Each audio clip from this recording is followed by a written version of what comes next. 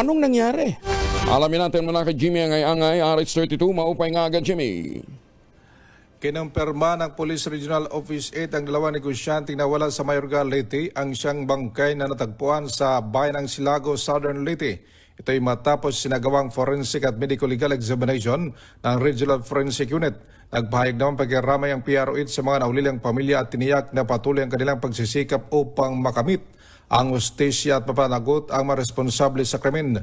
Ayon sa pulis, nagpapatuloy ang masusing investigasyon sa pamamagitan ng mga ngalap ng ebidensya, pakipanayam sa mga posibleng saksi at pagtutok sa lahat ng mga impormasyong makakatulong sa mabilis na pagkilala at pagdakip sa mga salarin. Nanawagan din ang PRO8 sa publiko na iwasan ang pagpapakalat ng mga hindi beripikadong impormasyon na maaaring makapikto sa investigasyon at hinikayat ang sinumang may nalaman na detalye tungkol sa kaso makipag-ugnayan sa pinakamalapit na himpilan ng pulisya o sa mga opisyal na komunikasyon ng PNP. Nabatid dinukot ang mag-amang negosyante na sina James Bohol at Carlo James Bohol sa bayan ng Mayorga, Leyte batay sa manawagan nilabas ng kanilang pamilya sa palitang umano silang sinakay sa ng tatlong hindi mga nakilalang lalaki sa isang sasakyan sa loob ng kanilang warehouse sa Barangay Santa Cruz, Mayorga, Leyte noong alaon ng hapon, Hunyo 27. Ayon sa pamilya, si James Bohol ay dating Vice Mayor ng Abuyog, Leyte. Mula dito sa DYVL Action Radyo Tacloban, ito si RH32 Jimmy Angay-Angay para sa DZRH, una sa Pilipinas, una sa Pilipino. Daghang salamat, Jimmy. Magandang umaga sa mga taga Maryland, USA at sa mga Pilipino dyan sa Hayward, California. Lubos na pinagmalaki naman ni Bulacan 60th Representative Salvador Cador Pleito ang matagumpay na pagtatapos ng kanyang scholar na si Pat Jerome de la Cruz. Tubong Santa Maria, Bulacan ito. Matapos na graduate bilang summa cum laude sa kursong Bachelor of Science in Civil Engineering sa University of the Philippines, Diliman. Galing! Ay kay Congressman Nador, ang natatanging tagumpay ni De La Cruz ay patunay na ang sipag, tiyaga at determinasyon ay susi sa pag-abot ng pangarap sa buhay. Sinabi ni Congressman Pleito, isang karangalan at malaking kagalakan para sa kanya, masaksihan ang tagumpay ni Pat Jerome. Siya po isang huwarang dapat tularan ng mga kabataang Pilipino. Sa kabila ng mga hamon, nagpatuloy sa pagsisikap upang makamit ang kanyang mithiing makapagtapos. Lubos ko siyang ipinagmamalaki, sabi po ni Congressman Ador. Si Congressman Pleito ay nagsasagawa ng iba't ibang uri ng scholarship programs para sa mga estudyante sa kanyang distrito. And congratulations din kay Ador, kasi talagang pinupursige niya rin ho yung propagation ho ng kawayan dyan po sa Angat at Norsagaray, Bulacan. Pinabibilis naman ng Department of Agriculture ang mahakbang nito sa ikalawang kalahati ng taon kasabay ng panawagan ni Agriculture Secretary Francisco Chilorol Jr. para sa mas mabilis na pagkilos, mas matatag na koordinasyon sa mga rehiyon at mas mahusay na pagpaplano batay sa datos habang pinaghahandaan ng bansa ang panibagong El Nino na inaasahang lalakas pagsapit ng Nobyembre. Sa kanyang talumpati sa flag raising ceremony, sinabi ni Secretary Chu Laurel na nakapagtala ang kagawaran ng mga konkretong pagunlad sa unang kalahati ng taon o per 6 months. Batay na rin sa magandang resulta ng internal assessment, din sa pagsusuri ng Commission on Audit at Department of Budget and Management. Bagamat binati niya ang mga kawani ng DA sa kanilang mga nagawa, binigyan din naman niya na mas malaking hamon na mapanatili ang magandang takbo ng trabaho sa nalalabing bahagi ng taon habang naghahanda ang ahensya sa mga banta ng masamang panahon at mga hamon sa seguridad ng pagkain. Kaayon ito sa prioridad na inilatag ni Secretary Laurel sa Mid-Year Management Committee meeting ng DA, kung saan iginit ito ang kahalagahan ng maagap na pagkilos bago pa man lumala ang problema. Sinabi pa ni Secretary Laurel ang kahandaan ng susi upang hindi maging krisis ang isang hamon at hindi mauwi sa sakuna ang isang krisis. Ito daw dapat ang maging gamay sa mga susunod pang mga buwan.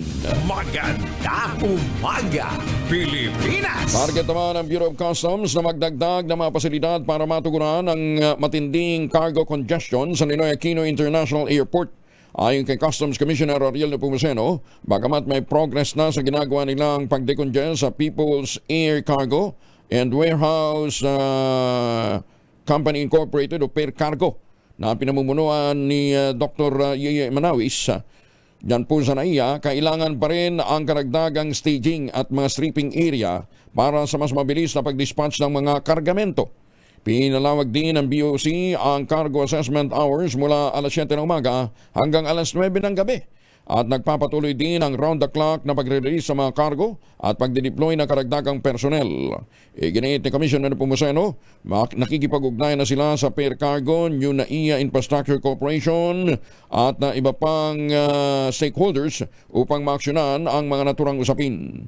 Ang mahakbang na ito ay kasunod ng napaulat na apektado na ang ng warehouse congestion sa NAIA, ang supply chains, lalong-lalo na ang semiconductor industry. Maganda umaga, Pilipinas! Mamigay muna tayo ng pera.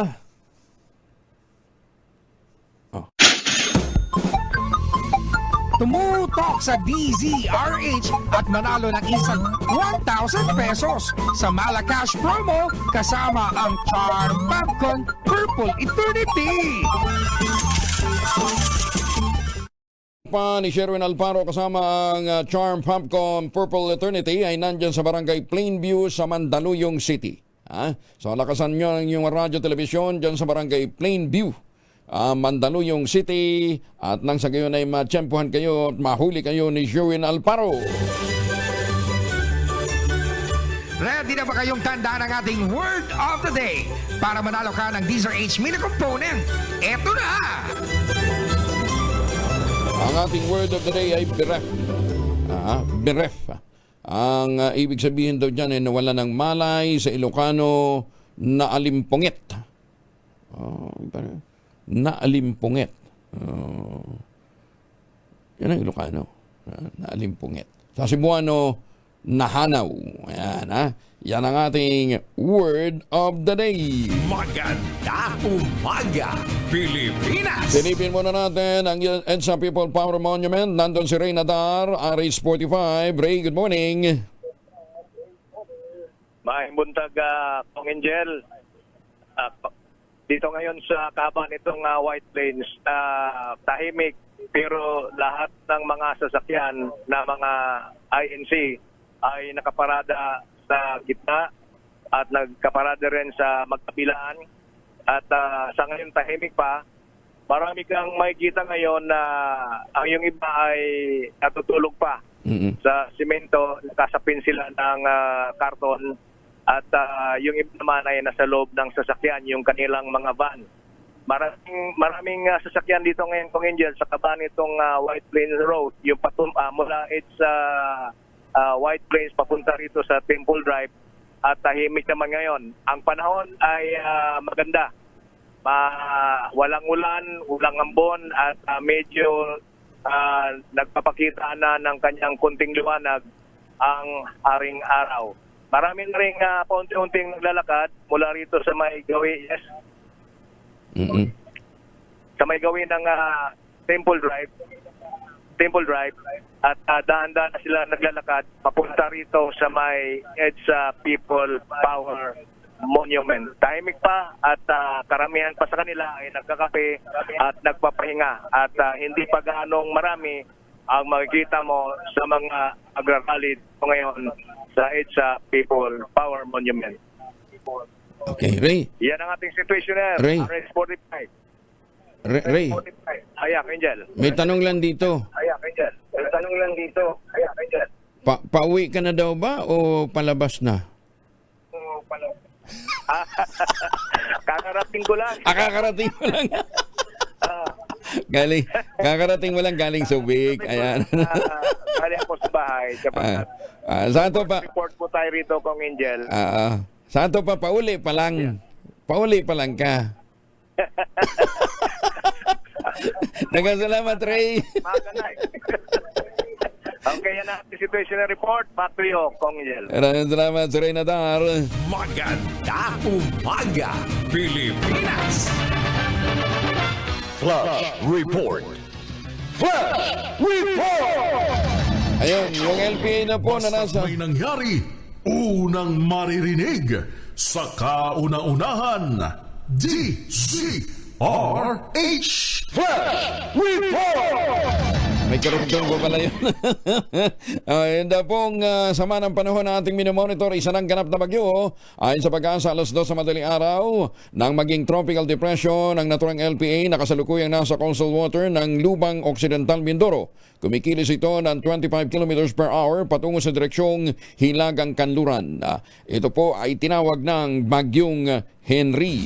Maganda umaga, Pilipinas! Tatlong suspect naman sa bentahan ng iligal na droga arestado. Isa sa tatlong na aresto, ika-anim niya ng huli. Diyan po sa Orion, Bataan. Detalye ng balita mula kay Danny Cumilang, Aris 37. Danny, good morning. Arestado ang tatlong hininalang sangkot sa bentahan ng illegal na droga sa isinagawang bypass operation ng Station Drug Enforcement Unit SDEU ng Orion Municipal Police Station alas 7:40 kagabi sa Barangay Santo Domingo, Orion, Bataan. Kinilala ni Orion Chief of Police Major Mataib Jalman ang mga naaresto na sina alias Michael, 51 anyos, alias Mark, 26 anyos, na ika-6 na beses na ngayong nahuhuli sa droga, at alias Wilfredo, 54, na pawang residente sa nabanggit na lugar. Nakumpiska mula sa mga naaresto suspect ang tinatayang 1.59 gramo ng hininalang shabu na may standard drug price na 10,812 pesos, at nabawi din ang mark money at isang cellphone na gamit sa transaksyon. Sinabi ni alias Mark sa DCRS News na nagpapasalamat pa siya sa pagkakahuli niya ngayon sa ika-6 na pagkakataon dahil mas mabuti pa niya na siya ay nasa loob ng kulungan dahil hindi na siya makakaperwisyo pa ng ibang tao. Ang mga nadakip ay naharap ngayon sa kasong paglabag sa Republic Act 9165 o ang Comprehensive Dangerous Drug Act of 2002. Dani ko bilang RH37 DCRH, una sa Pilipinas, una sa Pilipino. Maraming salamat, Danny. May paama kay kayungan sa mga suki natin dyan po sa Pampanga. Maganda umaga, Pilipinas! 79 units naman ng high-powered loose firearms, voluntaryong isinuko ng mga sibilyan sa South UP. Detalye ng balita mula kay Jun Di Makutak, Aris 19. Assalamualaikum, Brother Jun. Alaikum assalam, Brother Angel.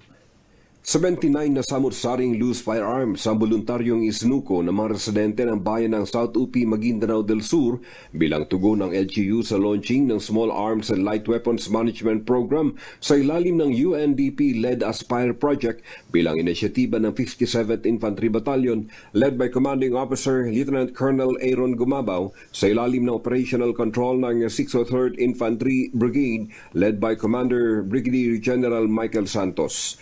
Ayon sa 603rd Information Team, ang SAL-WM program ay sa pakipagtulungan din ni South UP Municipal Mayor Helen Benito Padua at ng UPAPRO, ganun din ng PNP-WPS na silang nagtala ng high-level peace frameworks pababa sa municipal level.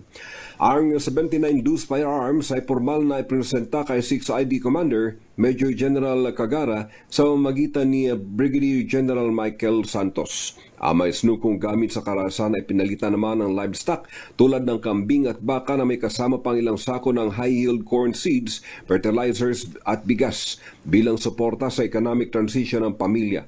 Naroon din sa nasabing programa, sina Presidential Assistant David Diciano, Head of the Bangsamoro Transformation Cluster o PAPRO Retired Major General Francisco Felicitario, GPH Joint Peace and Security Committee Chairperson, Police Brigadier General Tor Valiente Cuyos, Chief Peace Process and Development Center Director Cesar de Mesa, Bangsamoro Transformation o PAPRO Retired Police Major General Eden Ugale, Colonel Roberto Huet, retired members sa GPH JPSC at Colonel John Mangahis, Provincial Police Director at Dr. Alyudin Haron, Head ng Secretariat MILF Joint Normalization Committee. Ang pagsukong ito ng mga loose firearms ay bilang pagtitiwala umano ng mamamayan ng South UP sa PNP at AFP matapos ang serye ng mga pagsuko ng mga armed groups at ang patuloy na pagtugis sa natitirang Dawla Islamiyya sa Maguindanao. Mula sa Central Mindanao, RH19, Jun Di Makutak, DCRH, una sa Pilipinas, una sa Pilipino. Sukran, John. Maganda umaga, Pilipinas! Ay, may pinababati si Ma'am Evan lang dyan sa Las Vegas ng happy birthday, ha? Happy birthday po sa kanyang granddaughter na si Ocean. Birthday niya ngayon, ha? Ma'am Evan lang dyan po sa Las Vegas, Nevada. Magandang umaga din sa mga suki natin dyan sa New York at sa mga nakatutok sa atin dyan sa Canada, sa Europa. Magandang umaga sa mga Pilipino dyan po sa Dubai. Magandang umaga din po sa mga Pilipino dyan po sa Middle East at saka sa iba pang bahagi ho ng Gitang Silangan. Sa mga seafarers natin, good morning. Magandang umaga din sa mga Pilipino dyan sa Hong Kong, sa Taipei, Taiwan. Kung pabalik na kayo ng Pilipinas, wag na kayo magpasalubong ng imported na tsokolate. Meron po tayong tangerine chocolate. Yan po ay brand ng mga magniniyog ng mga magsasaka dyan po sa lalawigan ng Quezon. Sa tulong po ni Dr. Helen Tan, yung pong mga planting material ng kakao galing Davao, hinakot po yan para maitanim dyan po sa lalawigan ng Quezon. Kaya ngayon ay nagpuproduce na sila ng dekalidad na kakao beans pinoprocess para maging tangerine chocolate. Available yan sa 0919-095-5935. Sabi nga po ni Dr. Helen Tan, sino bang magmamalasakit sa Pilipino kundi ang kapwa Pilipino? Kaya sa bawat tangkilik natin ng tangerine chocolate, pinalalakas natin ang loob ng ating mga magsasaka, pinalalakas natin ang ating lokal na ekonomiya. Tangerine chocolate 100% gawang lokal but taste and looks global. Tinulungan ito ng DTI at ng DOST. Tangerine chocolate 100% gawang atin. Pakiusap ni Dr. Helen Tan, sana naman ay ating tangkilikin. Tangerine chocolate 100% gawang Pinoy. Tinulungan ito ng DTI at ng DOST. Tangerine chocolate, pwede ho ninyong ipangregalo sa mga nagbe-birthday. Katulad nitong si Maureen Panggito ng Montevista Subdivision, Taytay Rizal. Ang pagmate mula sa kanyang pamilya, sa nanay niyang si Ma'am Sally Bondok Pankito. Panggito.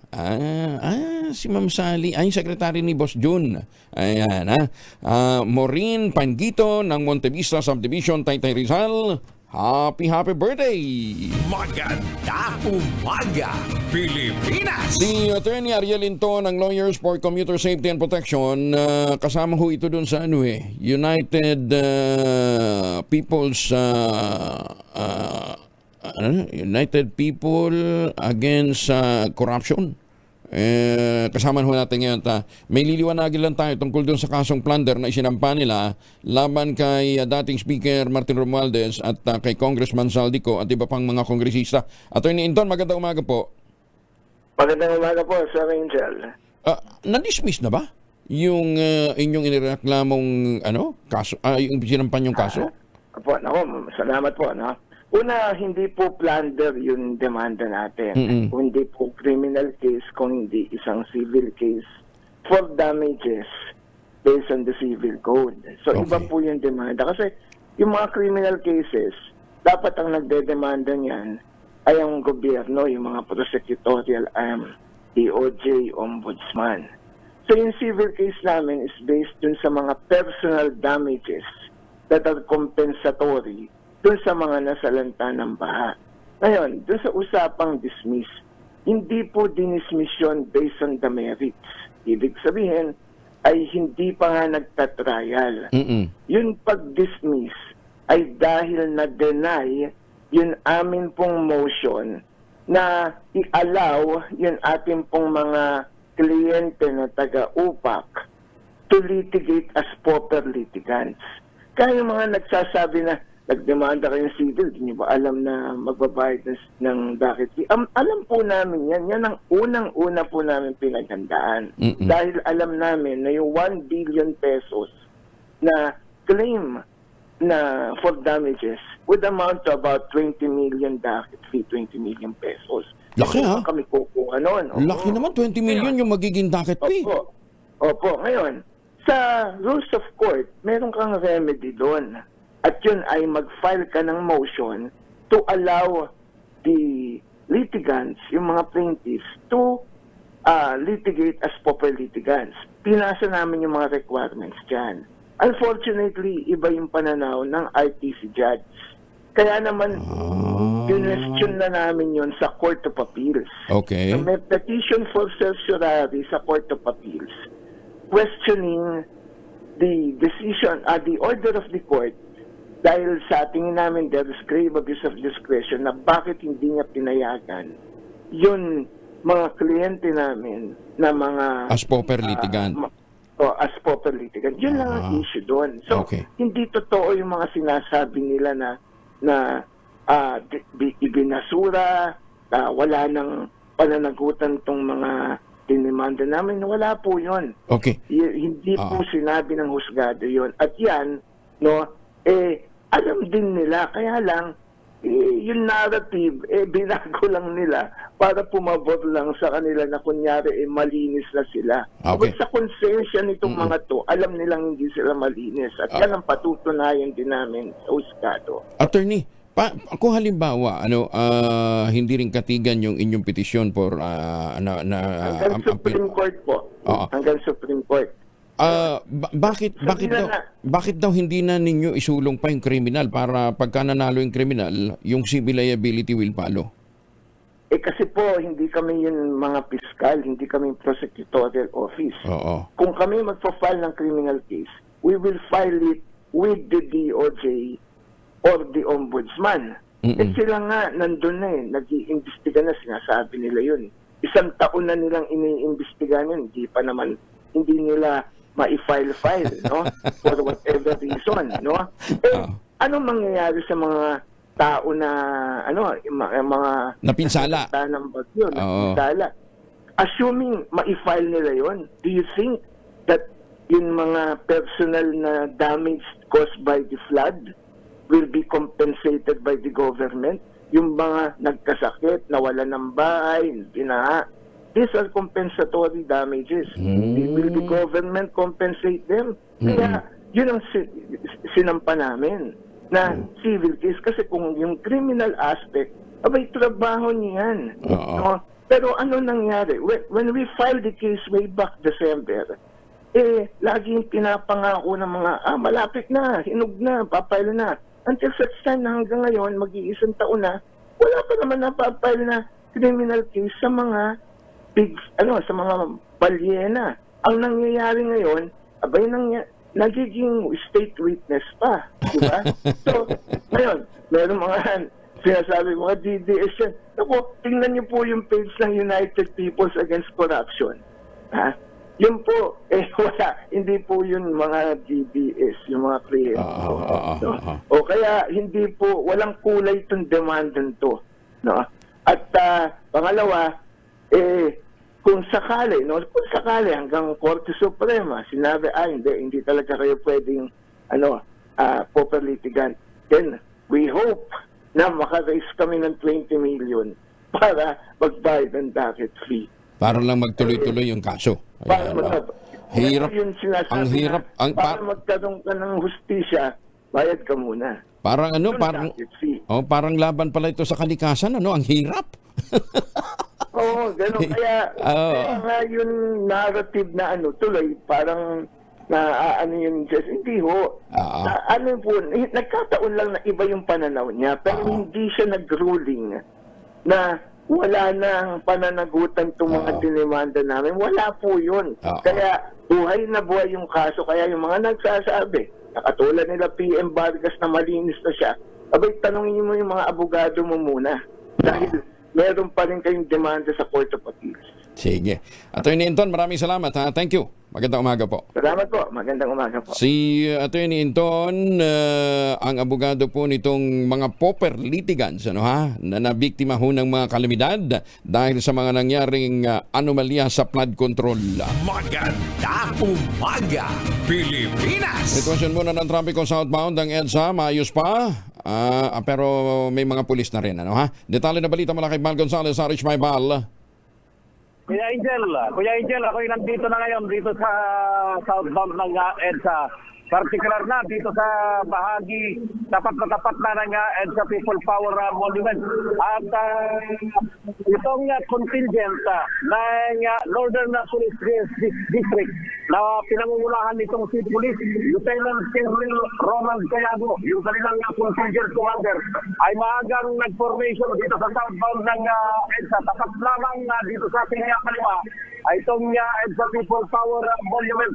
Sa mga oras na ito, Kuya Angel, mula dyan sa bahagi ng Cubao, pag-akyat ng Paranaytan sa Cubao, hanggang dito sa may Pisuason at sa tapat ng Campo Crame, ay maayos pa ang sitwasyon sa daloy ng trapiko. Itong contingent ng Northern Police District na pinamumunuan nito sa Police, Lieutenant Colonel Ronald Cayago, ay handa na magbigay ng serbisyo doon sa ating mga kababayan. Tumanan yung mga demonstrador kung nagsisilot sa protesta at maging yung mga pwedeng maapektuhan ng daloy ng trapiko. So yan, Kuya Angel, ang sitwasyon dito sa bahagi ng South Zone ng EDSA dito sa bahagi ng Ortigas sa Quezon City. Ako si Val Gonzales, DJ Tulo sa Pilipinas. Ulo sa Pilipinas. Maraming salamat, Kakosang Val Gonzales. Maganda umaga, Pilipinas! Militar muling nakapagdeklara ng isang bayan sa Northern Samar bilang insurgency-free. Detalye na balita mula kay Jane Khalid Bantayan, Aris 34. Jane, may buntag. Nagpaabot ng mainit na pagbati si Northern Samar Governor Harrison Chuan sa kanyang may bahay na silaw ang Mayor Charlie Nong Chuan, opisyal na ideklara ng militar ang bayan ng Lawang Northern Samar bilang stable internal peace and security condition. Ang deklarasyon nangangahulugan na ligtas ng bayan ng Lawang Northern Samar sa presensya at banta ng New People's Army. Sinabi ni Governor Harrison Chuan sa kanyang pahayag sa opisyal nitong social media post, ang tagumpay ay bunga ng sama-samang pagsusumikap at walang sawang pagpapatupad ng mga peace and development initiatives ng pamalang panlalawigan, lokal na pamalaan ng Lawang at mga security forces at iba pang katuwang na ahinsya ng pamalaan. Ito rin daw ay malinaw na patunay ng suporta, malasakit at mga programa ng pamalaan ay tunay na nakikita at nararamdaman. Aniya, hindi matatapos ang pagsusumikap ng pamalaan at patuloy na palalakasin ang mga programa sa pagpapanatili ng kapayapaan. Dumalo sa nasabing deklarasyon ang ilang mga municipal mayor dito sa lalawigan ng Northern Samar. Kasama rin dito si Brigadier General Carmelito Pangatungan ng 83rd Infantry Pacemaker Brigade, PNP at iba pang mga bisita. Naipasa ng bayan ng Lawang Northern Samar ang mga dokumento sa requirements na kinakailangan upang maging insurgency-free ang nasabing bayan. Mula sa Aksyon Radyo Katarman, RH34 Jane Galit Bantayan ng DZRH. Una sa Pilipinas, una sa Pilipino. Daghang salamat, Jane Galit Bantayan. Dako naman tayo ng Pangasinan. 2 wanted persons sa Dagupan City arestado sa magkahulay na operasyon. Detalye na balita mula kay Freddy Fajardo, RH38. Masantos siya kabasan ni Chikamin sa ating mga kababayan dyan sa Pangasinan, Freddy. Masantos siya kabasan, Kuyang Angel. Natimbog ang 2 wanted persons ng Dagupan City Police o magkahiwalay na operasyon sa lungsod. Batay sa ulat ni Dagupan City Police Director Colonel Arnold Solomon, naaresto ng kanyang mga tauhan sa Barangay Bulusan sa siyudad ang puganting 24 anyos na binata, telecom rigger assistant na residente ng Barangay Matik-Matik, Santa Barbara, Pangasinan, sa bisya ng waranto pare sa kasong act of lasciviousness na pinagkalooban ng korte ng piyansa na 108,000 pesos. Samantala, alas 7:30 ng gabi nasa kote naman ang 53 anyos na lalaking welder na residente ng Barangay Bunuan, Bukid, Dagupan City na naharap sa kaso ng paglabag sa Section 5 in relation to Section 6 ng Republic Act 9262 Anti-Violence Against Women and Their Children's Act na may piyansang 72,000 pesos. Sa ngayon ay nananatili sa kustodiya ng Dagupan City Police Station ang 2 akusado na pag lumabas ang commitment order ng hukuman ay ililipat na sila sa BGMP. Mula sa Aksyon Radyo Pangasinan, ito si Freddy Fajardo, Aris 30, tag-uulat para sa DZRH, una sa Pilipinas, una sa Pilipinas. Salamat, Freddy. Picnic naman ang 5 magkakaibigan na uwi sa pagkalunod ng 2. Susme. Ito po isang ilog dyan po sa Bontoc Mountain Province. Detalye na balita mula kay Romy Gonzales, RH41. Romy, na imbag na bigat. Nauwi sa trahedyang masaya sanang picnic ng magkakaibigan matapos malunod ang 2 nilang kasama sa Agcuyo River sa Fengar, Barangay sa Muki, Bontoc Mountain Province noong Lunes ng hapon. Kinilala ng Bontoc Municipal Disaster Risk Reduction and Management Office sa mga biktima na sina Jeremiah Binan Gingoy, 25 anyos na residente sa poblasyon Mangkayan, Benguet, at ang 38 anyos na si Jacob Pintan na residente naman sa Middle Quirino Hill, Baguio City.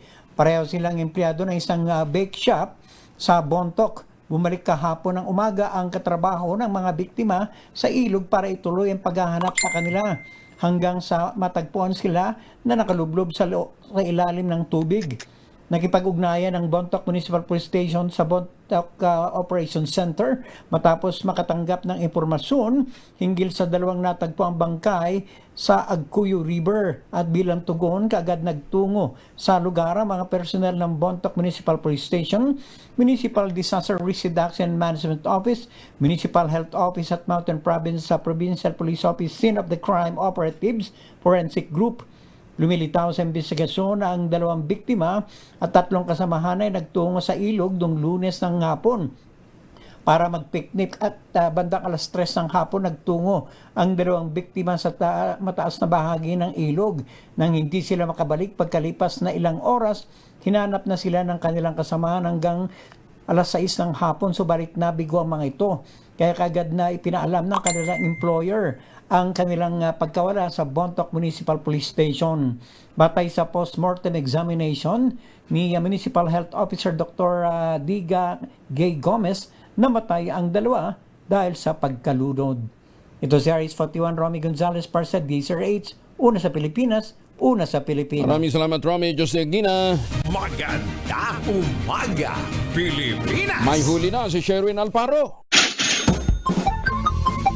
Tumutok sa DZRH at manalo ng isang 1,000 pesos sa Malacash promo kasama ang Charm Popcorn Purple Eternity. Barangay Plainview, Mandaluyong City. Loob ba yan o labas, Sherwin? Sherwin, good morning. Nasa labas pa kami. Sa labas Oo. pa kayo. Mamaya papasok na kami sa loob. Gusto mo ba sumama, Kuya Angel? Ikaw na lang. Pero eto nga, maaga natin nahuli. Wala pa yung haring araw pero nahuli na natin itong ating winner ngayong umaga na madalas makinig sa kanyang cellphone at manood ng programa ng DZRH sa kanyang cellphone. Ayun, no? Si nanay. Pabalay-balengkuang ka pa dun sa cellphone ni nanay. Pangalan niyo po? Rosalie Estrada po. Si Ate Rosalie Estrada. Si Nanay Rosalie. Kaano niya si ERAP? CEMD. Opo. Street sweeper po. Oo. Nanay Rosalie, kaano yung si Boss ERAP? Morning po. Good morning. Kaano yung si President? Hindi po kami related. Ha? Hindi po kami related. Hindi kayo related. Anong probinsya niyo? Wala silang relasyon. Ayun, malinaw yun, ha? Anong probinsya ni Nanay? Cebu po. Taga Cebu. Asa na Cebu? Island. Ha? Bantayan Island. Taga Bantayan Island? Ay, napakaganda dyan. Oo. Nay, daghan na ba Ang ganda nyo rin. Nay. Thank you. Daghan nag-apam dito. Uli na dito, ay. Ay, dili ko. Mura na pong siargaw dito ba? Daghan na kayong mga apam. Diba? Dito, daghan kayo. Oo, daghan kayo. Asa man kadapit sa kuana? Asa man kadapit sa Bantayan? Napling ka sa baybay? Oo, pero kuan kanang baryo man sa amo. Baryo, sa nga baryo ha? Sa Barangay Sungko. Barangay Sungko. Oo. Kaila kang kuan, atoy chamlim. Wa ka kaila. Kilala yun. Ilado kayo sa dito. Dako man ang iyang kuan dito, manukan. Nagbuhi na. Tama ba? Oo, di ba? Ang Bantayan Island kasi, Sherwin, ay kilalang egg basket ng Cebu. Anong Visayas. Oo. Egg basket kailangan yan. bantayan. Oo, kaya yung mga taga-Bantayan, maraming itlog. Oo, gipanghatag na lang. Buti pa yung mga itlog doon, hinahatag-hatag lang. Ayan. Sige. Dito, tinatago. Nakuputan. O kaya mo ba? Sige, bigyan mo muna yung pera. Hindi mo kinakaya, di ba? Pero ito si Nanay Rosalie, dahil sino pa ba yung mga announcer sa DZRH tuwing umaga? Si Angelo Palmone. Angelo Palmone, sa meron kang 1,000 pieces. Thank you. Why, isa pa yan. May pala, may mga fans dito, Kuya Angel. Ang dami. Ang dami, kala mo ba? Oo. Pero kailangan masagot mo yung ating word of the day para makuha rin yung ating medium component. Biref. Yan, bereft. Bereft. Deprived. Beref. Ayan. Sabi niya, ano ba yun? Sinusuot ba yun? Kala ko nga kanina brief eh. Bereft. Ayan. Nagabantayan Island nga to. Nagbabantay ng itlog. Pero, eto, Nakuha mo ang ating medium component. Atid sa atin ang Astron, alagang maasahan. At syempre meron ka rin grocery mula yan sa ECS at sa DZRH. At syempre, bangong kablo ang hatid ng Charm Popcorn Purple Eternity kapag inalawan ang inyong mga labahan gamit ang Charm Popcorn. At syempre, babanlawan gamit ang Charm Popcorn ang pinakabago disenyo ng DZRH T-shirt. Thank you po. Good morning. Ayan, dagan salamat. Wala isa pa yan. Ayan. Thank you. Patiin mo naman mga kasamahan mo dito. Ay, naka-live naman sila eh. Good morning sa lahat ng street sweeper. Ayan, Sayo nila na. Asan Si aming hipe, si Sir Sunny Oblea at saka si Ma'am Cathy. Oo. Ayan ako, maraming salamat sa palaging pagtutok sa DZRH. At syempre maraming salamat sa serbisyo mo sa bayan dahil mamaya doon pa yata kayo ma-assign sa White Plains. Diyan lang po. Ayaw nila doon. Gusto nila dito lang sa Plainview lang. Matraffic ngayon doon. Maraming Okay. maraming nagrarally. So dito lang kayo, wag na kayong lumayo. Kami lalabas dito. Ayaw na nila sa labas. Dito na lang daw sila sa loob. Oo, sa loob lang kami. Sige. Ang Mandaluyong. Plainview. Plainview lang. Alam ko, papasok na kayo sa loob. At syempre sa mga nais manalo ng 1,000 pieces, lagi tumutok sa DZRH. Baka ka na sa dating winner sa DZRH Malacash promo kasama ang Charm Popcorn Purple Eternity. RH number 6, Sherwin Bata Alfaro DZRH. Una sa Pilipinas, una sa Pilipino. Tumutok sa DZRH at manalo ng isang 1,000 pesos sa Malacash promo kasama ang Charm Popcorn Purple Eternity. Alzar Aurelio mula sa Pag-asa, kasama na natin. Kumustahin natin si Henry. Sir Alzar, good morning. Hello po, good morning sa iyo, si Angel, at yun din po sa lahat ng taga-subaybay. Tama po kayo, no? Naging bagyo na itong matagal natin binabantay ang low pressure area. Ang pangalan po niya, si Henry. Nasa bandang West Philippine Sea, malapit ito sa bandang Bataan. Nasa layo itong 70 kilometers west-southwest ng Abukay, Bataan. Si Henry ay inaasang uting-ting lalayo sa kalupaan at maaari pong ngayon o bukas, nasa labas na ito ng Philippine Area of Responsibility. Dahil sa bagyo, nataas po tayo ng wind signal number 1 sa Zambales at Bataan. Ang mga lugar nito ay makakaranas ng maulan na panahon at may kasamang pagbugso ng malakas ang hangin. Inaasahan din ang maulap na kalangitan na may mga kalat-kalat na pag-ulan at thunderstorm dahil sa habagat at yung extract ng bagyong Henry o sa aming term o eliminized indirect effect ng bagyong Henry. Ang mga lugar ng mga transito ay Metro Manila, Calabarzon, kasama na rin ang malaking bahagi ng Central Luzon, Mimaropa, Western Visayas, at ganoon din sa Negros Islands Region, Central Visayas, Zamboanga Peninsula, Barm, Lanao del Norte, Misamis Oriental at Misamis Occidental. Sa lalabing bahagi ng bansa, maganda at maliwalas ang panahon ngayong araw. Bahagya maulap hanggang sa maulap na kalangitan, maliban sa isolated na mga pag-ulan. Yan ang ating update mula sa Pag-asa. Ako po sa Alzar D. Aurelio. Alzar, maraming salamat. Magandang umaga. Thank you si Alzar Aurelio ng Pag-asa. Maganda umaga, Pilipinas! 5 minuto na makalipas ang alas 5 ng umaga, oras na para tayo po naman ay mag-ultabayo. Nangabang ultabayo, ito po'y postbiotic with lactococcus lactis-serine plasma. Dumaan po ito sa mahabang clinical trial. Hindi testimonial, hindi kwentong kutsero, kundi human clinical trial. At ang bawat kapsula po ng ultabayo ay nagtataglay ng 50 billion cells ng lactococcus lactis-serine plasma. Kaya napaka-potent po nito pagpasok po sa ating sistema. Ina-activate nga po yung PDC, yung plasmacytoid dendritic cell. Yan po naman yung tinatawag na madalubhasa na commander ng ating immune system. Responsable yan sa pagtataboy ng matoksin sa ating katawan habang tayo po ay natutulog. Kaya ang ultimayo nakakatulong sa atin para ma-achieve natin magandang tulog. Pag magandang tulog, magandang gising, may panlaban tayo sa puyat, pagod at stress. Ilan lamang yan sa mga benepisyo po ng ultimayo ha. Kung meron pa po kayong mga katanungan, mag-text lamang sa 0931-033-2871. May mga medical experts po tayo nakastambay dyan para sagutin ang inyong mga tanong. Ang Ultamayo, rehistrado sa Food and Drug Administration, halal certified. Available po yan sa Mercury Drug Stores, HB1 Plus Pharmacy, Curamed Pharmacy at Amesco Drug. Ang magandang balita ho, kapag bumili ka ng isang box ng Ultamayo Postbiotic 30 capsules sa alinmang Mercury Drug Store sa buong bansa, makakakuha ka pa rin ng free 100 pesos Mercury Drug Gift Certificate. Promo runs until July 31, 2026 only. With DOH FDA CFR permit number 0981-0/2025. Mahalagang paalala, ang Ultamayo po ay hindi gamot at hindi dapat gamitin panggamot sa anumang uri ng sakit. Maganda umaga, Pilipinas! Pilipinas, ang oras, 7 minuto na makalipas ang alas 5 ng umaga.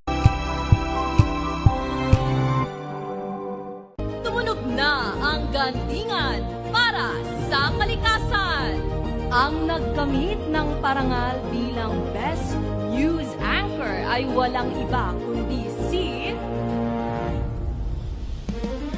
Angelo Palmones ng Magandang Umaga Pilipinas, DZRH Radio 666 kHz.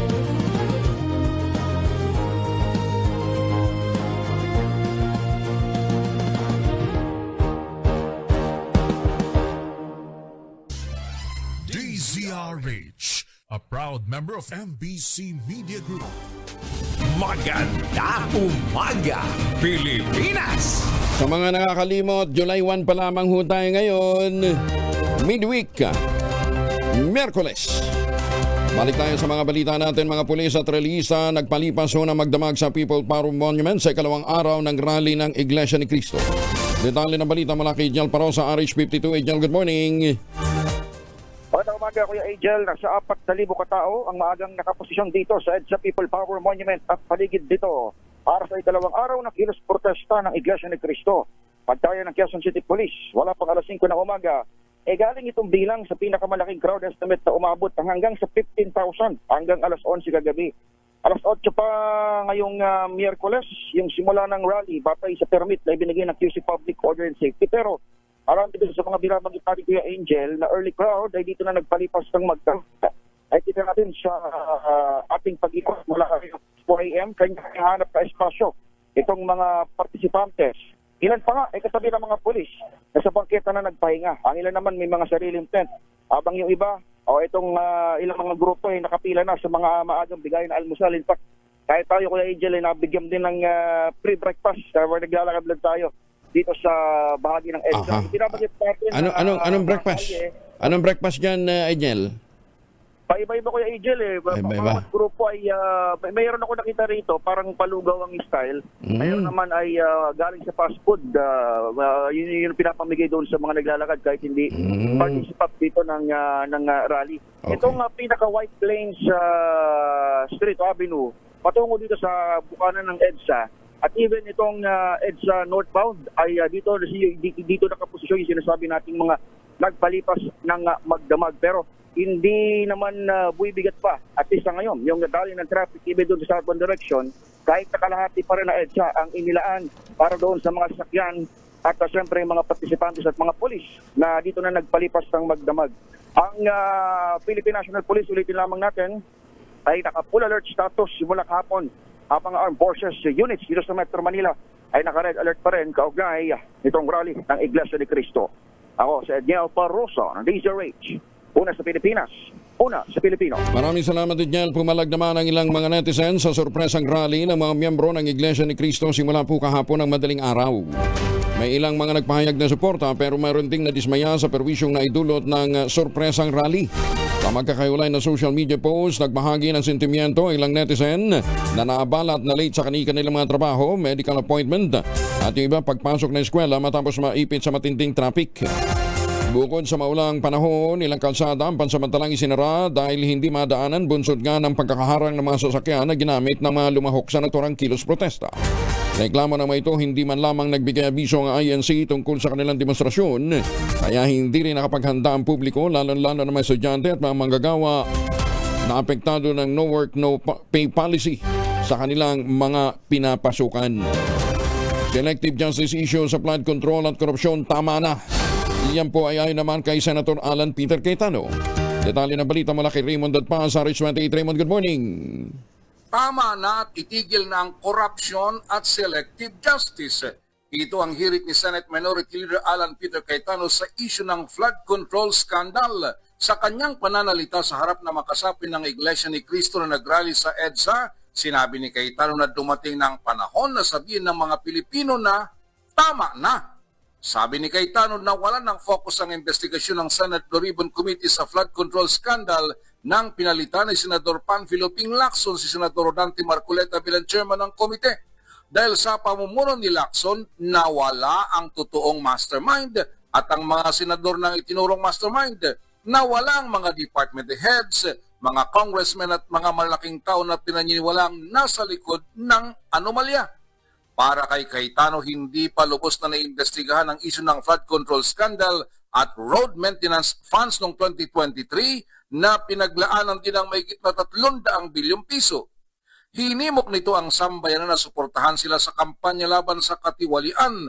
Huwag silang alalahanin dahil nagkakaisang lumaban ng minorya sa Senado na kinabibilangan nila Senador Jingo Estrada, Ronald Bato de la Rosa, Loren Legarda, Amy Marcos, Pia Cayetano at Robin Hood Padilla. Ito si RH28 Raymond Dadpas para sa DCRH, una sa Pilipinas, una sa Pilipinas. Maraming salamat, Raymond. Magandang umaga, Pilipinas. Sabi ni Senator Alan Peter, tama na. Pero sabi ho ng GSIS, tuloy yung balik ginhawa. Ayan. Kasama na natin ang Senior Vice President ng GSIS na si Ma'am Raquel de Guzman Buensalida. Ma'am Raquel, magandang umaga po sa inyo. Sir Angel, at maginhawang umaga din sa iyong mga tagapakinig. Isang maginhawang umaga ho sa inyo at kay PGM Week Biloso na alam kong gising na. Kaagang gumising ni PGM Week. Anyway, yung balik ginhawa may part 2? Yes po, nagbabalik ang balik ginhawa. And ang balik ginhawa program, ito po yung pinalawak na loan moratorium program ng GSIS. Bahagi pa rin po ito ng pagtalima sa direktiba ng Pangulo hinggil sa energy crisis upang makapaghatid ng agarang tulong sa ating mga miyembro. Ma'am, hindi kayo mamihasa yung iba, hindi na, sabi na, teka mo, dili naman ang pabay, may moratorium na. Kasi naman po, hanggang 6 na buwan. Hanggang 6 na buwan, okay. Ano yung mga benepisyo na maaaring matanggap ng mga qualified members? Ayan, magbibigay po tayo ng karagdagang pinansyal na ginhawa sa pamamagitan ng refund na maaari ngang umabot ng hanggang 6 na buwan ng amortisasyon o hulog nila sa kanilang loan. Balikan po natin, maalala natin, nung unang balik ginhawa hanggang 3 buwan lamang ang maaaring ma-refund na amortization. Ngayon, maaari nang umabot sa 6 months. Sakop nito ang mga loan amortization na narimit sa GSIS mula Disyembre 2025 hanggang Mayo 2026. No, pwede po bang magbigay ng halimbawa para sa maintindihan ng ating mga miyembro?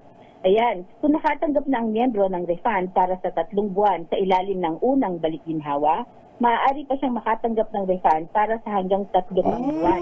Additional. Ito sa part 2 natin. Ang total 6 months. Meron naman po, kung nakatanggap na sila ng refund na 2 buwan dun sa unang programa, maaari pa siyang makatanggap this time po ng 4 na buwan pang refund ng kanilang loan amortization. Basta ang kabuuan po, ang control naman po natin, sabi niyo baka mamihasa, hindi naman po. Sa kabuuan, ang refund ay hindi lalampas sa katumbas ng 6 na buwan ng loan amortization. Okay, ma'am, sila yung qualified. Sino namang hindi qualified? Ayan, ang mga qualified, ayan. Maaari pong mag-avail ang mga miyembro at pensyonado na may aktibong loan account. Emphasize po natin, active po dapat yung kanilang loan account. Ibig sabihin po, hindi po pwede yung due and demandable na o may utang na o hindi nakapagbayad ng lampas na sa 6 na buwan. Dapat din po mag-qualify sila doon sa ibang terms na itinakda ng programa. Dapat naka-GTouch sila. Dapat meron silang GSIS member bank account. At dapat mag-apply din sila within the period po. Mag-umpisa po tayo today. Mainit-init pa. Alas 8 po ng umaga, ngayong unang araw ng Hulyo, pwede na po silang mag-avail ng Balik Ginhawa 2. Hanggang October 31 po ito available. Online, di ba, pag-apply? Yes po, kaya nga po, GSIS Touch App po ang pag-apply. This is fully digital po. Ayun. Kaya hindi nyo na Tapos, pag na-approve, re-remit na lang sa kanilang account. Wala nang personal na puntahan. Okay. Wala po, kaya nga po, 'di ba? Very easy po ang pag-a-apply dito. Pero gusto po namin ipaalala sa ating mga miyembro, may time pa naman para pag-isipan kung kailan ba sila mag-a-apply. Kasi po depende rin po 'yan sa kanilang pangangailangan. Kasi pag nag-apply po sila, makikita nila kung anong loans nila ang eligible or po pwedeng maka-avail ng refund. So pwede po, today, kailangan ko ng pang-enroll, iti-check ko yung 2 kong loan, mangingi ako ng refund para dito. Pero sa susunod na buwan, may pinaghahandaan na akong pagkakagastusan, pwede pong dun sila mag-apply. So, decision po nila yan. And they need to make that decision. Hindi po ito automatic na ibibigay sa lahat. Kasi nire-respeto po natin ang pagpaplano, ang financial planning ng ating mga miyembro at pensyonado. Oo. Ma'am, teka, may nag-message lang sa atin dito. Si Francis Rodney Habido ng Coronadal City, nag-early retirement daw 2 years ago. Ang computation ng retirement niya dapat 300,000. Pero ang naibigay lamang po ay 10,000. Pakiusap niya, saan daw ho siya pwedeng kumuha ng clarification? May mga numero daw ba na pwedeng padalhan ho ng mensahe? Yes po, open po. Pwede po mag-message sa website ng GSIS, sa social media accounts. Kumpleto naman po yun. Pero kung taga-Coronadal po siya, maaari po siyang mag-reach out dun sa branch po na malapit sa kanya. Para hindi na siya lumayo, ano ha? Oo. Opo. Ma'am, may numbers tayo, di ba, na pwede lang i-message? Meron po. Dali lang po, hinahanap ko yung number. Hindi ko rin kabisado eh. Ayun. Nakapost na. Yan. Andiyan ba?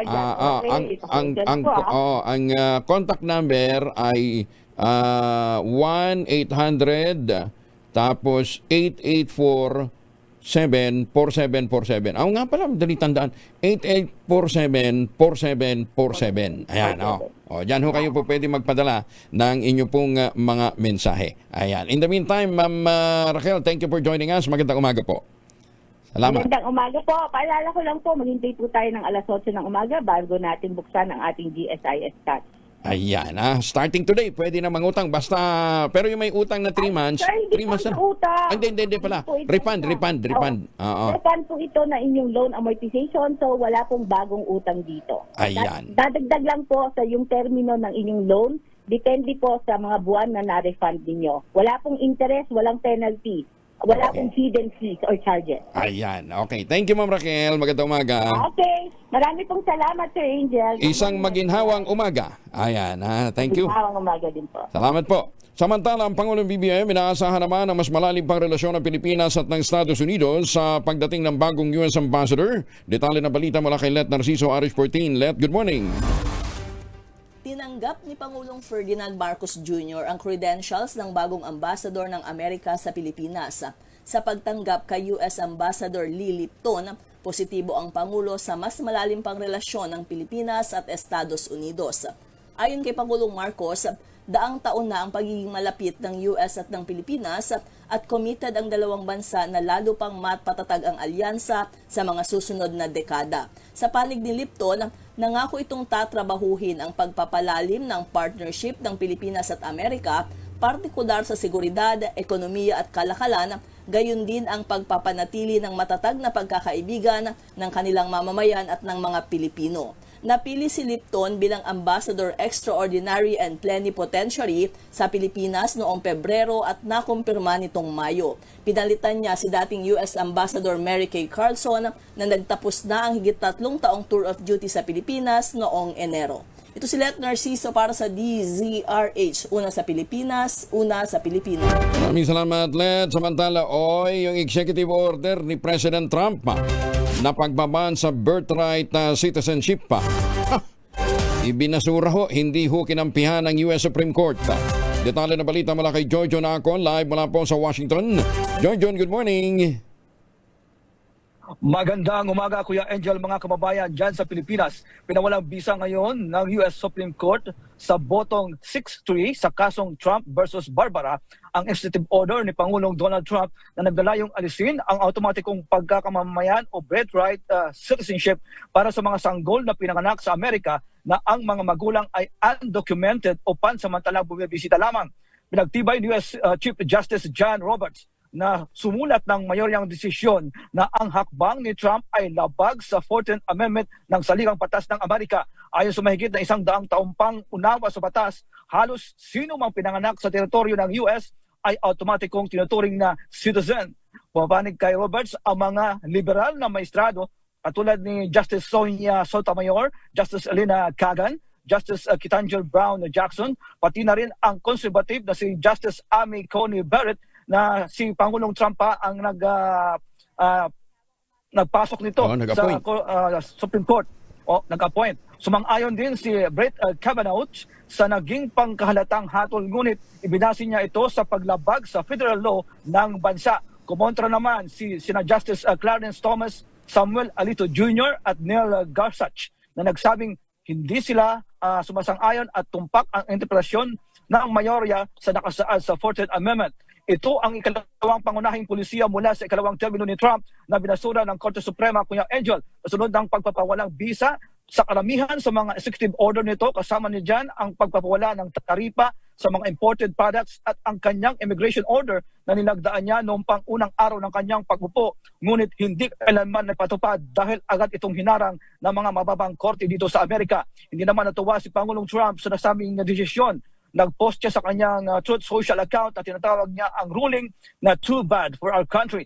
Dahil sa pinigilan ang kanyang executive order, direkta niyang hinimok ang US Congress na gumawa at magpasa ng batas upang tuluyang tapusin ang birthright citizenship na tinawag niyang magastos at hindi patas sa tunay na mamamayan ng Amerika, Kuya Angel. Matagal ng practice nyo, tinatanggap nyo sa American Jusolis, di ba? Yan yung Jusolis, di ba? Birthright. Oo, pagka pinanganak ka dyan. Hindi pa tao si hindi pa tao si... Di ba pinanganak ka sa Alaska? Kaya nga Alaskador ka, di ba? Kala ko birth street. Magkano ngayon dyan? Magkano ngayon dyan ang crudo? Ay, magkano ang Brent? Oy, mababa ngayon. $75.02 cents kada bariles ang Brent crude oil. Samantala ang WTI o West Texas Intermediate ay umaabot na ngayon sa $70.86 kada bariles, Kuya Angel. Halos pareho na lang sila. Di ba dapat mas mababa yung West Texas?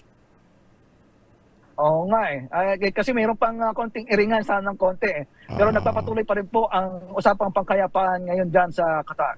Okay, sige. Maraming salamat, Joyjon. Ingat. Ingatin po at balik po sa inyo. Maraming salamat. Si Joyjon ako live mula po sa Washington. Ay, bakit nawala? Maganda umaga, Pilipinas! Si Kaobet Martin muna ng Pansang Mas, nakasama na natin. Kaobet, magandang umaga po sa inyo. Ay, isang magandang umaga po sa DCRH sa ating mga nakikinig sa radyo tanood po, kaibigang Angel. Good morning. May mga ba kayo, member ho ba kayo na apektuhan nung hindi tigil pasada, nung bigla ang magkaroon ho ng rally? Ang kapatid? Marami, kaibigang Angel, sapagkat tayong ginawang ng INC, ito isang biglaan. Sa aming hanay naman, wala naman problema magpahayag tayo ng ating mga damdamin para mailaman ng ating mama ng ating mga damdamin. Pero siguro, kaibigang Angel, ang mga organizer nito, dapat isilayos naman nila. Hindi yung naabala ang hanay ng transportasyon, naabala ang mga pribado sa akin na papalas nila mga pisina, papalas mga trabaho. Tayo naman strategy sa mga rallying ganyan. Kanya lang, siguro ang maganda dapat nagkakaroon tayo ng bigayan. Yung pagpapahayag ay isang malayang ginagawa ng mga tao. Siguro, sa akin, kaibigan Angel, matapos na ipahagyan, tama na po yung ganyan. Pagkat hindi na nakakatulog, problema na tayo sa ating bansa, dinadagdagan ang problema. Sa akin dapat po siguro yung mga organizer ayos na ang kanilang hanay at binigyan naman ng puwang ang mga hanay ng transportasyon, ang mga panunay ng sakyan na dumadaan po dyan sa EDSA, dumadaan po dito sa Diwasang Bonifacio, nagdulot po ng traffic, nagdulot ng problema sa ating mga nagpapaghanap. Pero hanggang alas 8 na lang daw ng gabi, ma'am, yan gabi. Kaobet.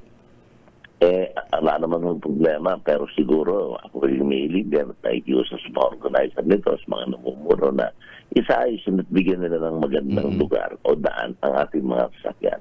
Pa naman po hindi mag-cause ito ng traffic sapagkat kaibigang Angel, marami rin gusto maghanap buhay. Hindi naman lahat tayo kailangan pag-gising ng umaga, naghanap din tayo na ating kabubuhay. Kung minsan nagdudulot po ito sa amin, lalo na sa amin na transportasyon, nagkakaroon po tayo ng abala, nagkakaroon tayo ng obstruction sa kalye, talagang nagdudulot ng problema sa ating mga kabayan at sa mga commuters, sa ating mga driver. Kaobet, maraming salamat for joining us. Maraming salamat po sa pagtanggap ng tawag, ha? Magandang umaga po. Thank you. Si Kaobet Martin ng grupong Pasang Mazda. Maganda umaga, Pilipinas! Pilipinas, ang oras, 26 na makalipas ang alas 5 na umaga.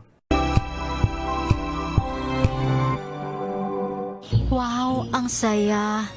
Isang barangay na labada, puro mancha pa. Goodbye, pahinga. Mommy, isang laba lang yan sa Pride Bar Blue.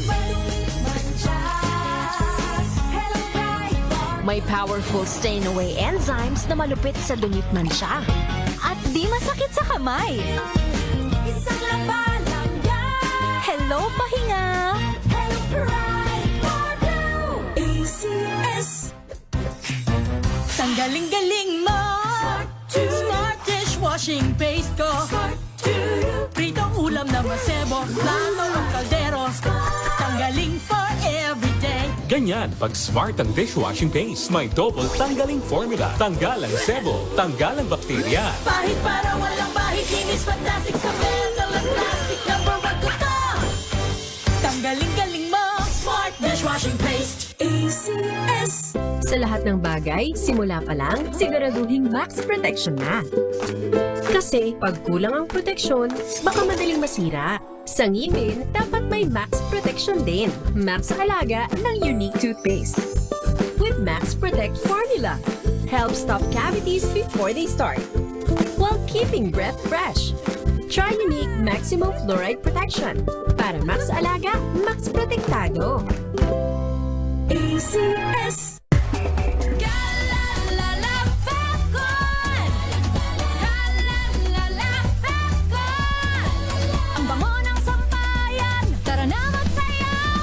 Fabcon, amoy nakaka-joyful!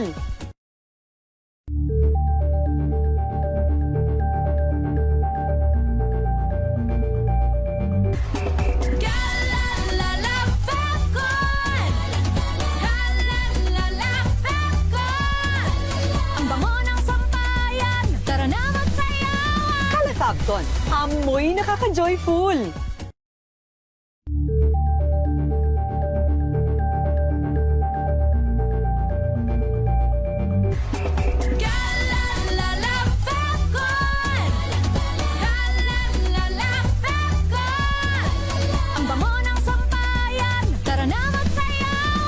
Fabcon, amoy nakaka-joyful!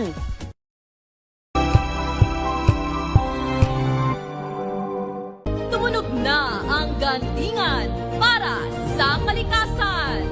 Ang nagkamit ng parangal bilang Best News Anchor ay walang iba kundi si Angelo Palmones ng Magandang Umaga Pilipinas, DZRH Radio 666 kHz.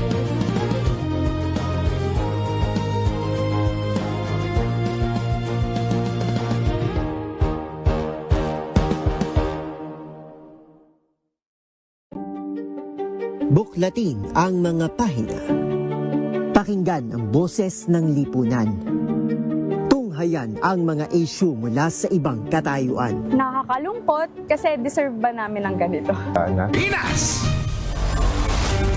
Pilipinas ang oras 31, makalipas ang alas 5 ng umaga. Sa mga pabalik ho ng Pilipinas, sa mga kababayan natin, yung mga pauwi na, tapos na ang kanilang mga kontrata. Huwag nang magpasalubong ho ng imported at tsokolate, meron po tayong Tangerine Chocolate. Ang Tangerine Chocolate po ay brand ng mga magniniyog ng mga magsasaka dyan po sa lalawigan ng Quezon sa tulong po ni Dr. Helen Tan, yung po mga planting material ng kakao galing Davao. Tinakot po yan para maitanim dyan po sa lalawigan ng Quezon, kaya ngayon nagpuproduce na sila ng dekalidad na kakao beans. Yan po naman ang pinaprocess para maging Tangerine Chocolate. Available yan sa 0919-095-5935. May mahigit 10 variants po ang Tangerine Chocolate na mga raw material, galing din po sa ani ng mga magsasaka. Kaya talagang 100% gawang Pinoy. I-check po ninyo sa tangerinechocolate.ph. Sabi nga po ni Dr. Helen Tan, sino bang magmamalasakit sa Pilipino kundi ang kapwa Pilipino? Kaya sa bawat tangkilik natin ng Tangerine Chocolate, pinalalakas natin ang loob ng ating mga magsasaka, pinalalakas natin ang ating lokal na ekonomiya. Tangerine Chocolate 100% gawang atin. Kaya sabi po ni Dr. Helen Tan, pakiusap po niya, sana naman ay ating tangkilikin. Magandang umaga, Pilipinas! 85 pesos na wage hike sa Metro Manila. Tingi-tingi pa, hindi daw po makabubuhay. Ayon po sa mga labor group pa. Detalye ng balita mula kay Giselle Ricaport, RH15. Good morning, Giselle. Tinawag na tingi-tingi ng Kilusang Mayo 1 ang 85 pisong taas sahod para sa mga manggagawa sa National Capital Region. Ayon kay KMU Secretary General Mary Ann Castillo, napakaliit ng aumento sa sahod na hulugan at limitado lamang sa Capital Region. Lubaan niyang hindi ito sapat kumpara sa ilang ulit na pagtaas sa presyo ng petrolyo, singil sa kuryente at iba pang pangunahing bilihin. Idiniin niya na malayo pa rin ang bagong 780 piso na minimum increase sa 1,305 piso na nakabubuhay na sahod. Ipinunto pa ng Secretary General na milyong-milyong manggagawa sa buong bansa ang apektado ng krisis na hindi nila tinutugunan ng pamahalaan. Hindi niya ito kusang loob na ibinigay ng DOLE sa ilalim ni Labor Secretary Francis Tolentino, kundi bunga ng malakas na pagkilos ng mga manggagawa at mamamayang Pilipino. Iginiit ng grupo na dapat itakda sa 1,200 piso ang sahod para sa mga manggagawa nationwide, anumang industriya, regular man o kontraktual, sa pribado o pampubliko man. Ang nabanggit na aumento sa sahod ang itinuturing na pinakamalaking wage hike na inaprubahan ng National Capital Region Wage Board. Nasa 1.1 milyon na daily earners ang inaasahang makikinabang sa taas sahod na 2 tranche o 2 bagsakan na ipatutupad. 60 muna ang epektibo sa July 19, 2026 habang ang karagdagan na 25 piso epektibo sa Enero ng susunod na taon. Ito si Giselle Ricafort para sa DZRH, una sa Pilipinas, una sa Pilipino. Maraming salamat, Giselle. Ay, magandang umaga din kay Director Joel Valera dyan po sa Mindoro. Magandang umaga kay Mayor Senny Mendoza dyan po sa Talisay, Batangas. Gablala Mendoza dyan po sa North Cotabato. Good morning. Si Benedict Amaygar naman ng Manila Times. Nagpapabati din. Nakatutok ho sila dyan sa Prisco, Quezon City. Maganda umaga ho sa mga suki natin dyan sa Baguio. Naimbag na bigat. Legislated wage hike mas mapapakinabangan sa halip na hulugan ng wage increase ng mga Regional Wage Board. Sino kaya nagsabi nito? Alamin natin kay Manang Milky Rigonan, Aris World. Manang Milky, good morning.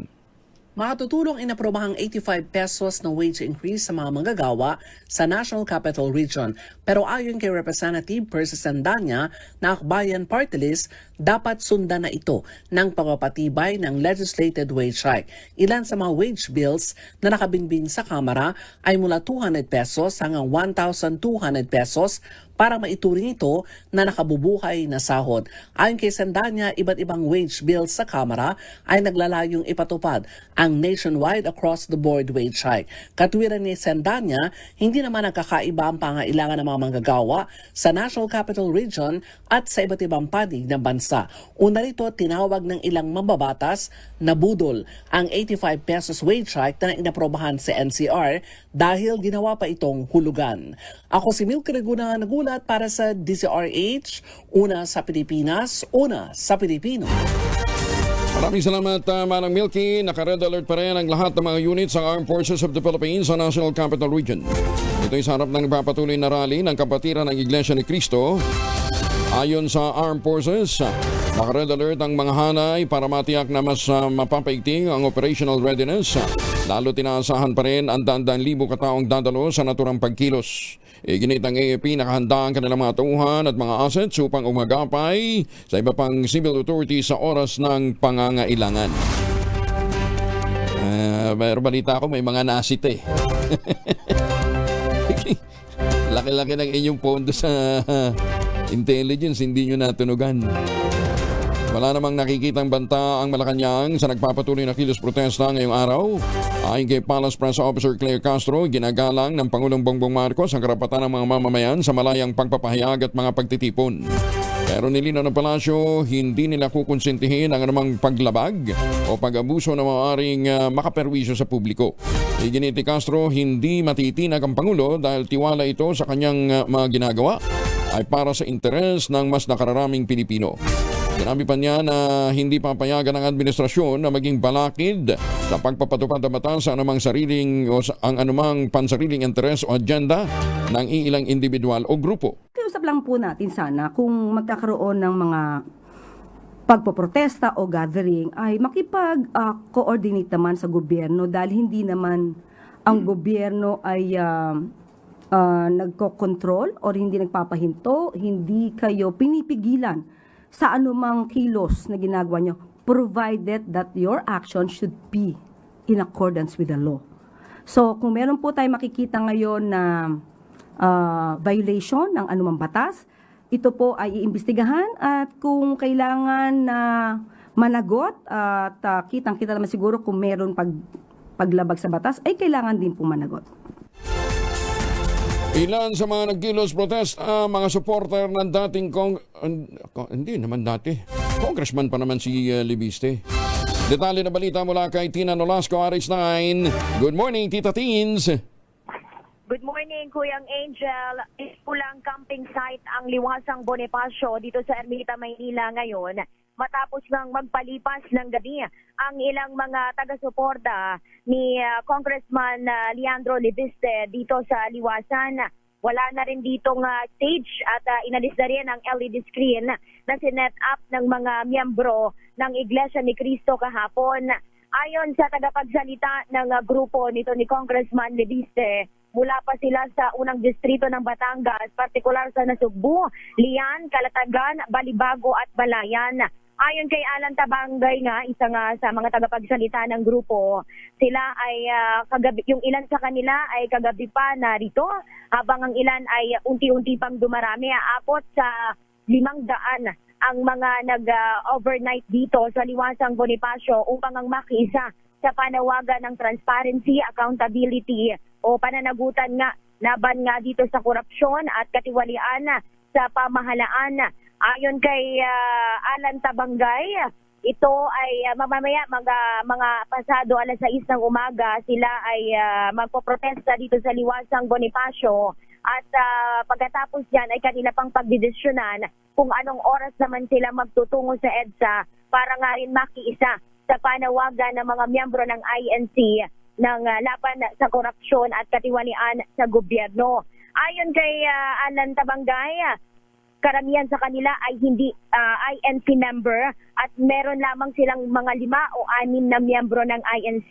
Karamihan din sa kanila ay mga walang trabaho at una na ring nag-overnight dito sa Liwasang Bonifacio ng halos 1 buwan at naglatag din ng mga tent dito para naman ipanawagan ang pagtutol sa bata noong April.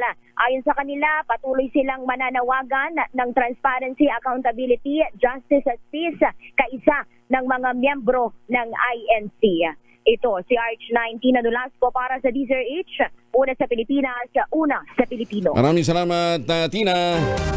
Tuloy ang biyahe ng Pangulong Bongbong Marcos Jr. patungong Canada para sa 4 na araw na state visit. Ito ay sa kabila ng sorpresang rally ng Iglesia ni Cristo sa EDSA kahapon. Magtatagal nga hanggang mamayang alas 8 ng gabi. Ayon kay Presidential Communications Office Secretary Dave Gomez, walang magiging pagbabago sa schedule ng Pangulong BBM para sa kanyang state visit sa Canada ngayong araw, July 1 hanggang July 4. Una nang sinabi ng Malacanang, natatalakayin na Pangulong BBM at Canadian Prime Minister Mark Carney ang pagpapatibay ng ugnayan ng dalawang bansa sa kalakalan, depensa, enerhiya at mga makabagong teknolohiya. Sinabi naman ng Office of the Ombudsman na maaaring mapabilis ang kaso laban kay dating House Speaker Martin Romualdez sa mga magiging pahayag ni dating Public Works Secretary Manuel Bunuan bilang posibleng state witness. Ayon kay Assistant Ombudsman Miko Clamano, nasa natatanging posisyon si Bunuan para magbigay linaw sa pang-aabuso sa proseso ng pondo na maaaring magpatibay sa kasong inihahanda laban sa dating speaker. Una nang naghain ang ombudsman ng mosyon sa Sandigan Bayan para ma-discharge si Bunuan bilang akusado at maging saksi ng prosekusyon sa mga kasong plunder at graft kaugnay ng irregularidad sa mga proyekto ng flood control. Samantala, sinabi naman ni Senator Ping Lacson na maaaring maglabas si Bunuan ng mahalagang impormasyon ukol sa anomalya, pero dapat daw panagutan din niya. Isauli ang pondong nawala dahil sa mga irregularidad. Naku, laki nun.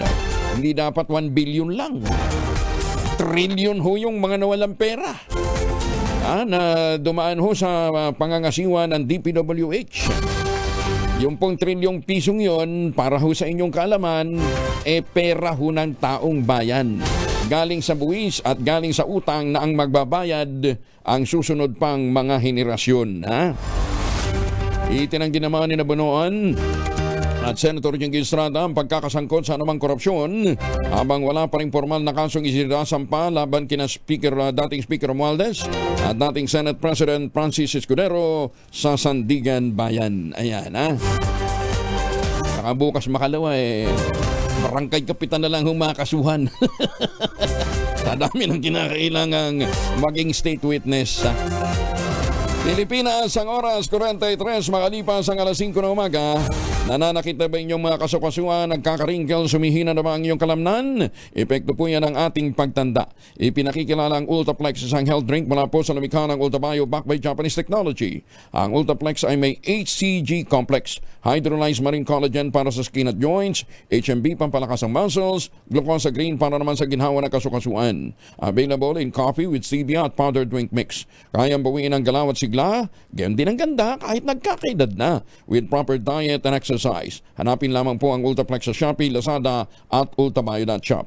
Ang Ultaplex po ay hindi gamot at hindi pwedeng gamitin panggamot sa anumang uri ng sakit. If symptoms persist, consult your doctor. Maganda umaga, Pilipinas!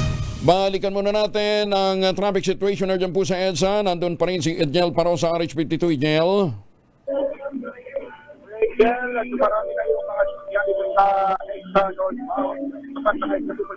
Edgel. Edgel, sandali. Edgel, layo ka ng konti at hindi maliwanag yung mga sinasabi. Ayan ha. Edgel. Ayan. Nagpi-feedback Sandali Sandali, nagpi-feedback Edgel. Yan. Try natin ulit. Malapit siya masyado sa speaker. Edgel, layo ka konti. Sige, babalikan natin si Edgel, ha? Oras muna sa buong Kapuluan, Pilipinas, ang oras 44, makalipas ang alas 5. Ang oras.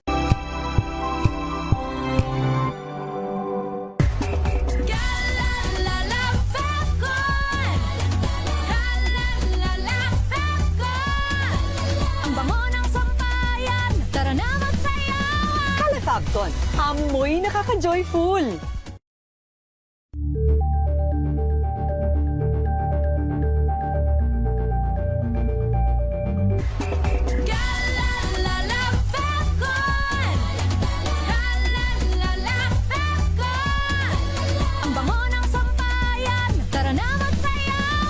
Kalafagton, amoy nakaka-joyful.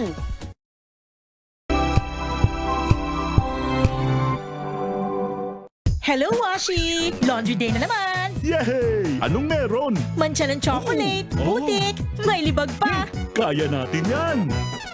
With Pride Washing Machine Detergent, may triple stain-away formula. Tanggal ang makapit, madikit, at madupis na dumit mancha. Kaya easy-easy ang labada. Mula noon hanggang ngayon. All you need is pride. All you need is pride. ACS. Maulan man, no worries na amoy kulog ang damit. Charm Fab Con. Bangong kumakabloom. Tanggal amoy kulog sa bango ng Charm. Kaya gamit ko, Charm Fab Con with Bloom Fresh technology. Kills 99.9% of kulob-causing bacteria. May aroma burst pa of thousands of flowers and berries. Ang sampay sa loob, no amoy kulob. Bangong kumakabloom sa Charm. Charm Fab Con. ACS. Tinesting, sinuri, siniyasan. Ang resulta, super effective ang Shield sa pagpatay ng bakterya at virus. Shield Antibacterial Soap. Believe ang mga eksperto sa Philippine Nurses Association. At si Mami. Tiwala ako sa Shield. Shield Antibacterial Soap. Napatunayang mabisa. Ang mga nurse, tiwala. ACS. Tumunog na ang gantingan para sa kalikasan. Ang nagkamit ng parangal bilang Best News Anchor ay walang iba kundi si Angelo Palmones ng Magandang Umaga Pilipinas, DZRH Radio 666 kHz.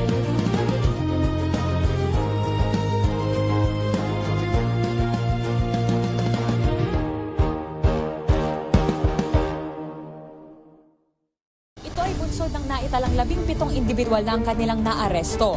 Ang Metro Manila Development Authority o MMDA ang No Contact Apprehension Policy o NCAP sa Metro Manila. Sa ang ilang mga dokumento ay peke.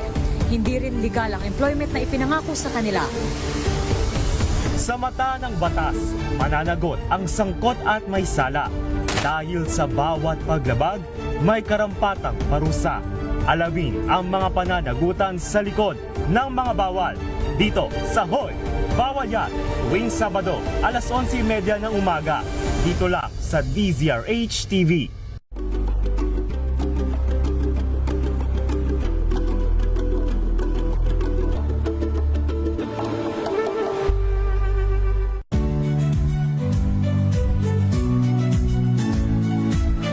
Magandang araw mga kaibigan. Ito po ang inyong balerina ng bayan, si Lisa Makuha Elizalde, na nag-aanyaya sa inyong samahan kami at ang aming mga espesyal na panauhin para sa kalahating oras ng masayang kwentuhan sa aming programang Art to Art, kung saan ang usapang sining at kultura ay para sa lahat. Huwag kaliligtaan, tuwing linggo, alas 3:30 ng hapon, dito lamang sa DZRH Radio, DZRH TV, at via online streaming. Samahan niyo po ako hanggang 7:30 ng gabi. DZRH Usapang Liga. Magandang gabi Pilipinas, Metro and Mega Manila, Nas Extension sa DZRH at RH2. Naray Simayan at Kisses Hubson para sa DZRH, una sa Pilipinas. Una sa Pilipino. We've got you covered. From the hottest hits, exclusive interviews, kilig to the bones fan meet experience, and hataw performances of your favorite stars. Saturdays, 12 noon, dito lang sa DZRH TV.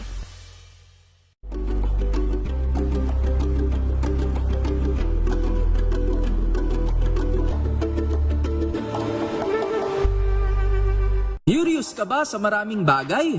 Kami na ang bahala dyan. Aalamin, tutuklasin at bibigyang linaw namin ang mga katanungang bumabagabag sa inyong isipan.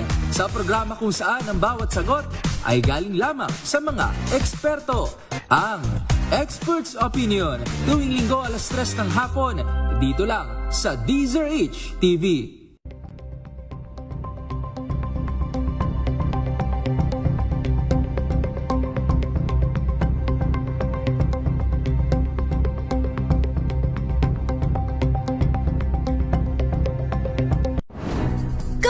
Good vibes ang hanap mo? Dito ka na sa sigurado! Mula sa mga istoryang nagbibigay ng inspirasyon hanggang sa mga kwentong may dalang solusyon. Mga balitang pampagaan ang pakiramdam at pampaganda ng araw. Hindi lang ba sa good news, kundi the better news. Mula Lunes hanggang Biyernes, 1:00 ng tanghali sa DZRH TV.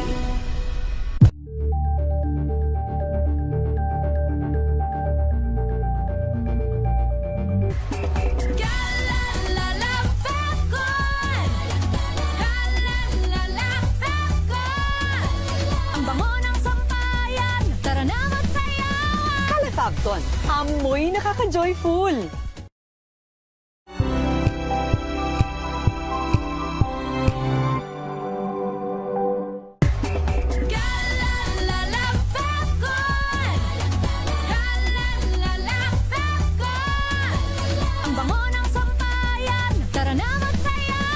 Calefacton, amoy nakaka-joyful.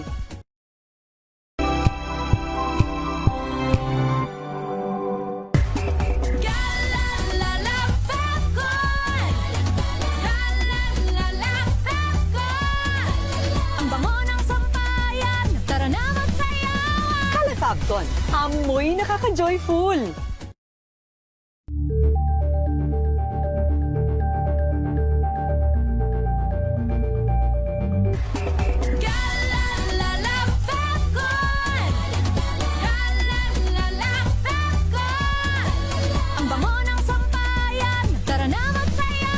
Calefacton, amoy nakaka-joyful.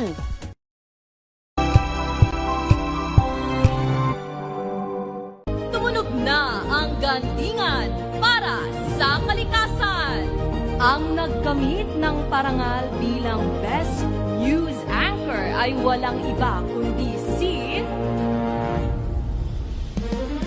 Angelo Palmones ng Magandang Umaga Pilipinas, DZRH Radio 666 kHz.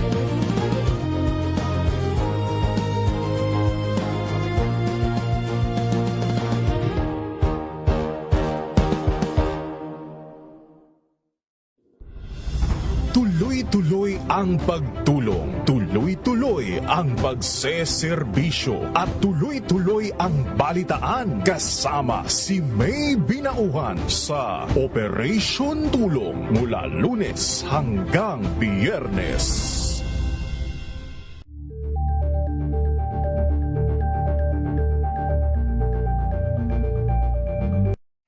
Mga balitang gigising sa inyong umaga. Mga balitang kailangan mong malaman. Mapapakinggan sa ACS Balita sa 2x2 kasama sina Anthony Taberna at Jerry Baha. Lunes hanggang Biyernes.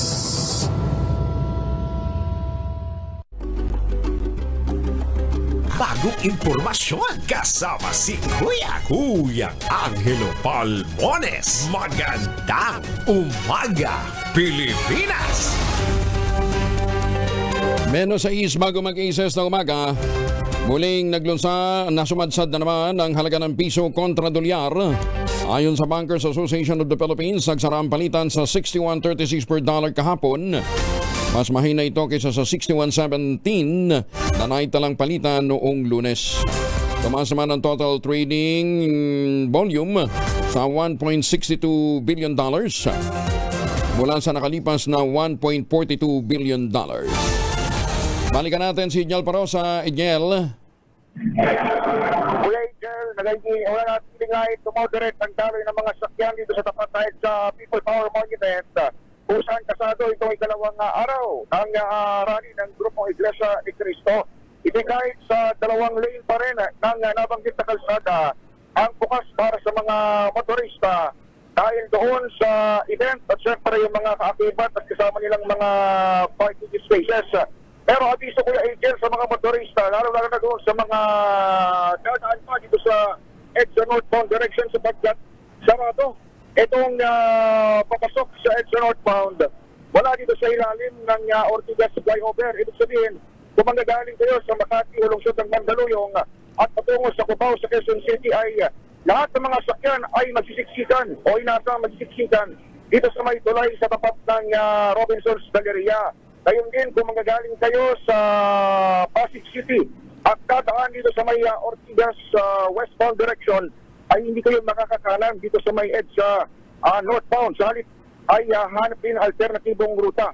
Itong binabanggit natin na bukana ng EDSA northbound, wala dyan sa ilalim ng EDSA Ortigas flyover ay nagsisilbing parkingan din ng security forces gaya na lamang ng mga polis kung saan sila nagpahinga dito sa nakalipas na magdamag, habang dito naman sa unahang mga bahagi ay hanggang sa gate 4 ng Campo Aguinaldo nakalaan itong mga o nakaparada itong mga bus at ilan pang mga sasakyan na gamit ng mga participantes na umabot na Kuya Angel sa 5,000 katao, more or less. Babayan sa pinakuling assessment ng Quezon City Police District kahapon, nagtayo sila o yung mga Iglesia ni Cristo members ng stage dito kahit walang permit. Pero ngayong meron silang permit na magsimula alas 8 ng umaga ay wala pa yung stage na tinaasahan natin na sa parehong pwesto dito sa may White Plains Avenue. Itatayo itong entablado para sa pagpapatuloy ng ikalawang araw ng kanilang programa. Ako sa Edniel Barrosa, DZRH, una sa Pilipinas, una sa Pilipino. Maraming salamat, Edniel. May buntag sa mga tigpaminaw nato diyan sa Asuncion, Davao del Norte. Naniniwala si Senador Rodante Marcoleta na nais ng administrasyong manapatahimikin ang hanay ng minorya sa Senado pag na-issue ng flood control scandal at nalalapit na impeachment ni Vice President Sara Duterte. Ang pahayag ay kasunod ng anunsyo ng Ombudsman na magsasampa na ng kasong plunder laban sa Senador sa Sandigan Bayan ngayong linggo. Ayon kay Marcoleta, matagal na niyang inaasahan ang pagsasampa ng demanda at kahit may kulong pa siya, hindi ito magiging hadlang para siya ay maghirbisyo. Binigyan din pa ni Senator Marcoleta, nagtataka siya na mas inuuna pa siyang kasuhan kaysa sa dating House Speaker na si Martin Romualdez na itinuturong mastermind ng flood control scandal. Sapagkat gusto nating papanagutin lahat ng mga taong ito. Ngunit kapag ako'y kanilang inaresto, hindi na po matutuluyan. Akala po nila ay maililibing ito sa limot. Ang isa pa pong inaasahan nila ay hindi na po ako makakasali doon sa impeachment proceedings na nakatakda pong magsimula sa susunod na linggo. Sa mga tweet, 2 ibon sa isang putok, mga kababayan.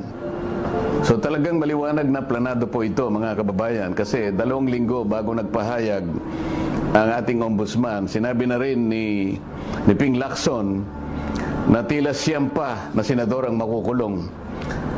Parang alam na niya ang mangyayari. Kaya po nang nauna ko nang ipinahayag sa inyo. Alam kong gagawin nila ito. Alam kong aarestuhin nila ako. Alam kong ikukulong nila ako. Ngunit hindi po dahilan yan para tumigil ako sa paglilingkod sa inyo.